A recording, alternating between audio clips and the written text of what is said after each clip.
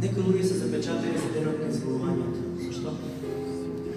Вие сте запечатали со Светиот Дух. Това значи дека може да се молите на езици. Мислите да знаете како да го представите на Бога? Ако знаете, нека го замине.